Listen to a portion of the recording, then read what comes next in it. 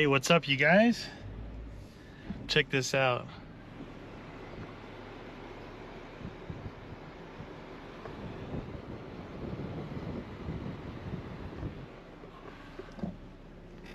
That would be rain inbound again, which is good. You're getting a lot of rain. I'm out in the Jeep today, and today's a unique day.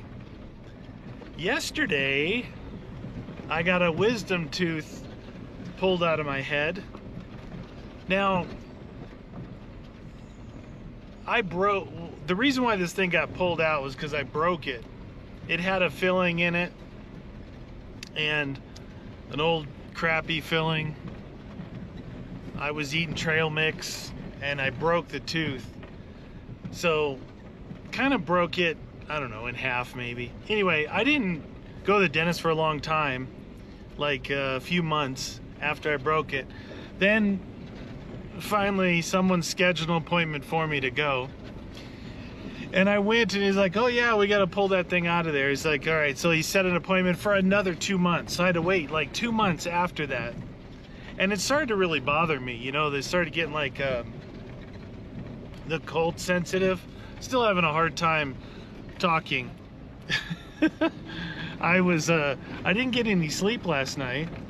I was bleeding from the mouth all night. I figured I'd sleep about 10 minutes and I'd wake up and I'd be thinking I'm drooling, but it's all blood. And you got to be very careful about it. You know, the first 2 days after it is the most important. So I haven't eaten in 2 days. Well, not exactly 2 days. Say 24, about 30 hours.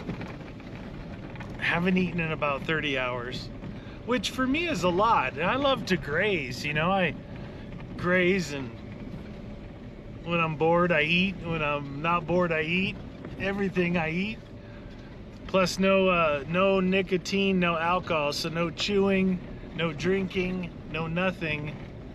Which, you know, you if you can't eat, maybe you can do one of those things, you know what I mean? So when you have to kind of get rid of all your vices all at once, it's kind of a big deal. Kind of a nice view up here.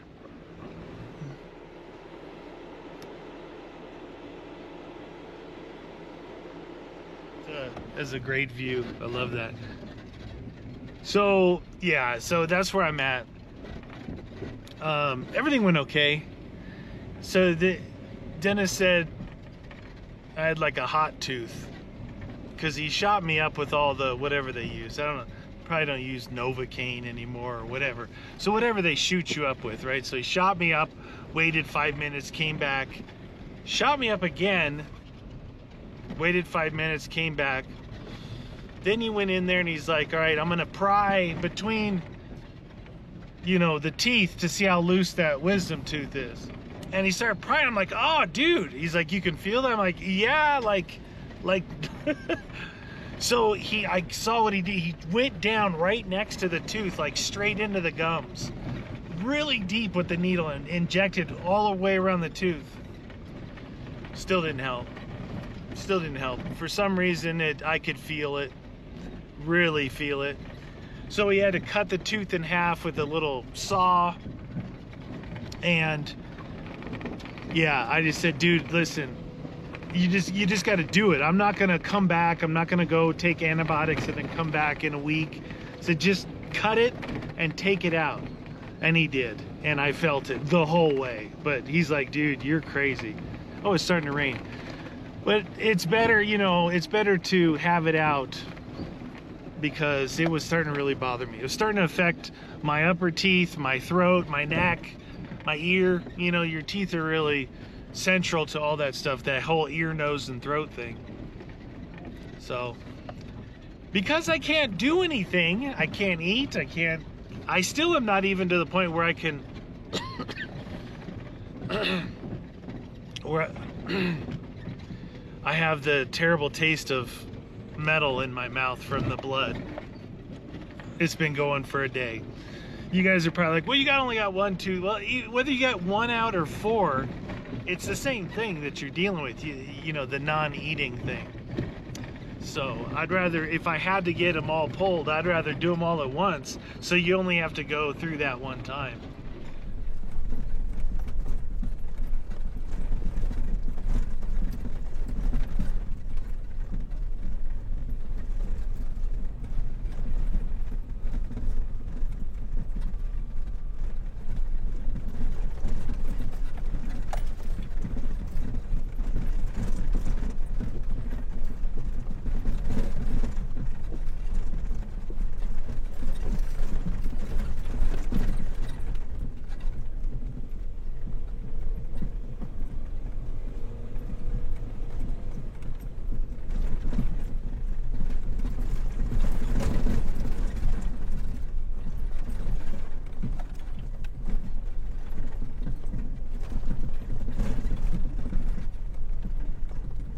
So when I've got nothing I can actually do, I figured I'd just come out here and relax. Because if I can't sit at home and eat, you're gonna sit there and drive yourself crazy, right? Let's put this down.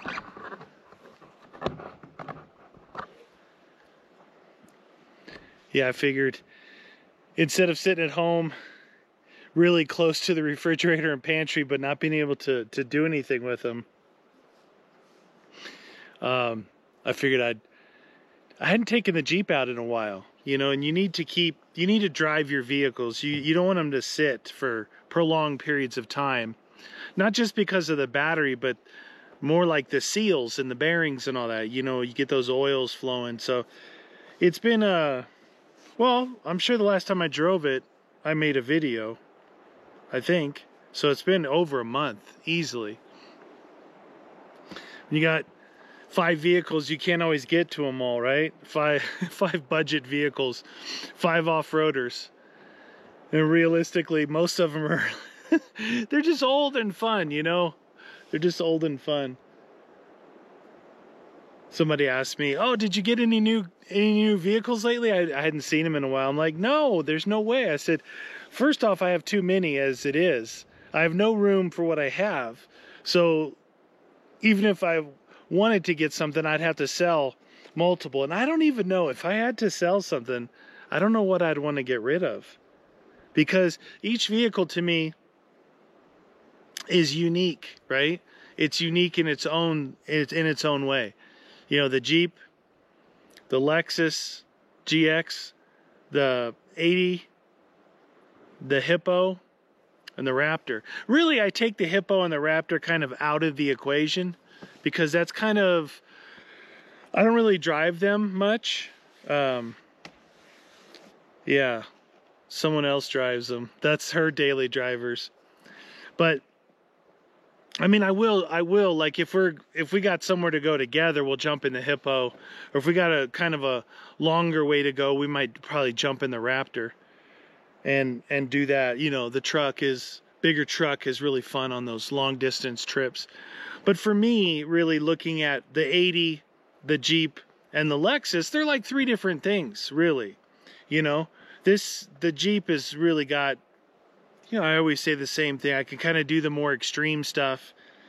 The tires, you know, they're sitting out away from the body. That's one thing I never talk about. I always talk about tire size and all this stuff, but you know, it's like I've got stock standard bumpers on those other things. So going up to something in this, like a stump or a boulder, I'm going to hit the tire first and then start to climb. Trying to do that in my other 2 vehicles, I'm going to hit body work. So you can't do that. So see, it's a totally different way of driving that you have to do. And then like I don't know, I guess the Lexus would be like what most people's experience are. If you got a Tacoma, if you got like a 4Runner, FJ Cruiser, that's pretty much what that thing is. I mean, yeah, it's a Land Cruiser with a V8 in it, but the suspension is the same. The suspension is pretty much the same as a 4Runner or an FJ Cruiser. So you know how that is. You know, you can take those really comfortable long drives to get to an area that you might want to do some off-roading, or you're on an overland trip where you're kind of combining on and off-road. Really good vehicle for that. And then the 80 is just fun, right? The 80 is just fun. There's something indescribable about the feeling you get driving it. Because I like driving the Hippo, the 100 series. But there's something about that 80. I thought it would be like, you know, it's 25 years old, right? It's an old car, older car. And you'd think it'd be kind of, you'd really, no, you can put like one finger on the steering wheel. And it just, and this is original suspension on there, right? That's crazy. I really want a burrito. I want a steak or so. That'll come in due time. I will be good to go. I think mainly why I didn't have good sleep last night is because right about 5 hours after, you know, when the numbness started to go away, I actually recorded a gaming video. Yeah. Probably wasn't the best idea talking for 35 or 40 minutes.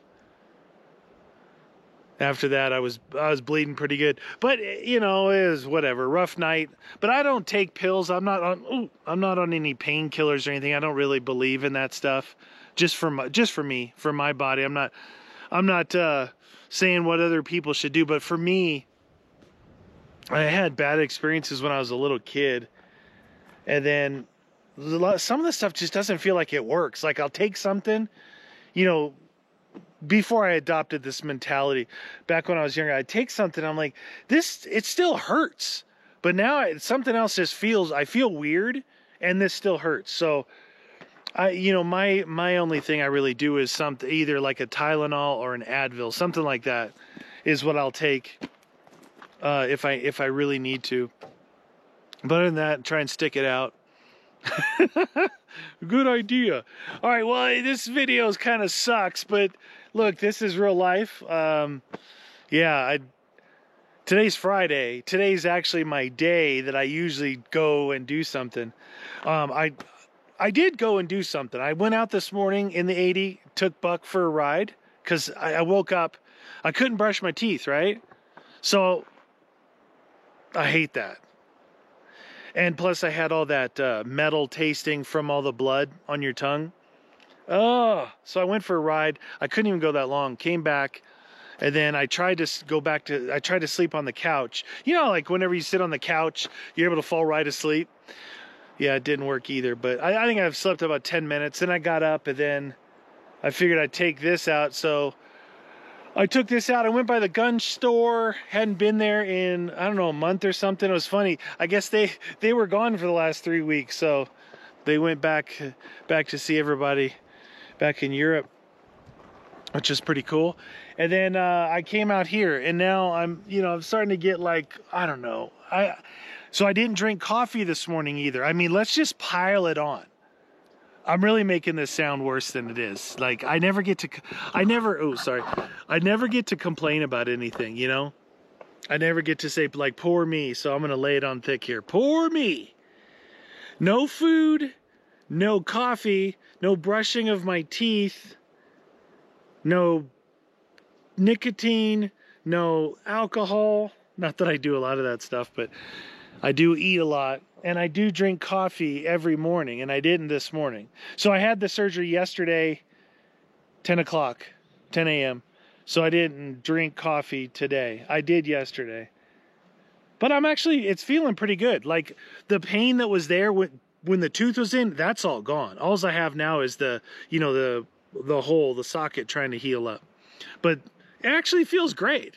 It feels great. I'm just doing all the precautions that I don't, you're not supposed to use a straw or spit. I like to spit, who doesn't?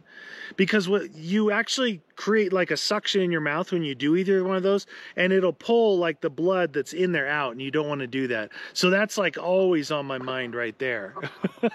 Like, cause I don't know, I guess I'm always spitting, especially out here. Anyway, you guys, I'm sorry. I guess I wanted to share it a little bit with you. Oh, remember I was talking about the awnings in the last one? See, so here it is, the Manta 270 Plus. And the Manta versus the Batwing.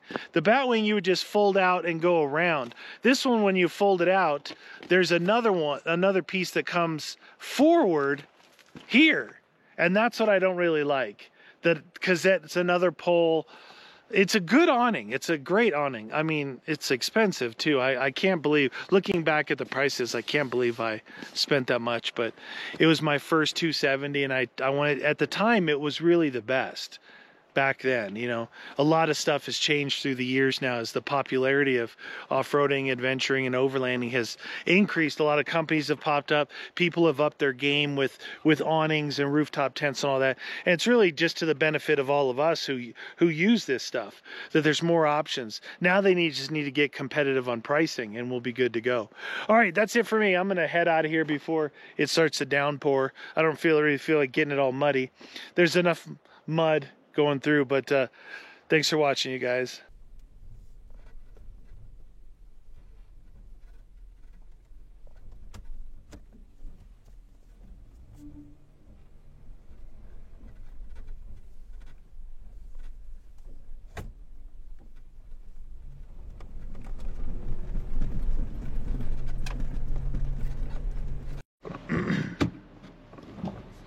Hey, what's up, you guys? Check this out.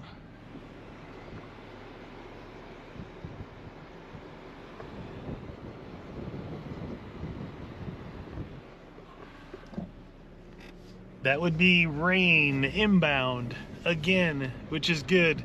You're getting a lot of rain. I'm out in the Jeep today, and today's a unique day. Yesterday, I got a wisdom tooth pulled out of my head. Now, the reason why this thing got pulled out was because I broke it. It had a filling in it, and an old crappy filling. I was eating trail mix, and I broke the tooth. So, kind of broke it, I don't know, in half maybe. Anyway, I didn't go to the dentist for a long time, like a few months after I broke it. Then finally someone scheduled an appointment for me to go, and I went, and he's like, oh yeah, we got to pull that thing out of there. He's like, all right. So he set an appointment for another 2 months. So I had to wait like 2 months after that, and it started to really bother me. You know, they started getting like the cold sensitive. Still having a hard time talking. I didn't get any sleep last night. I was bleeding from the mouth all night. I figured I'd sleep about 10 minutes and I'd wake up and I'd be thinking I'm drooling, but it's all blood. And you got to be very careful about it. You know, the first 2 days after it is the most important. So I haven't eaten in 2 days. Well, not exactly 2 days. Say 24, about 30 hours. Haven't eaten in about 30 hours, which for me is a lot. And I love to graze, you know. I graze, and when I'm bored I eat, when I'm not bored I eat. Everything I eat. Plus no nicotine, no alcohol, so no chewing, no drinking, no nothing. Which, you know, you if you can't eat, maybe you can do one of those things, you know what I mean? So when you have to kind of get rid of all your vices all at once, it's kind of a big deal. Kind of a nice view up here.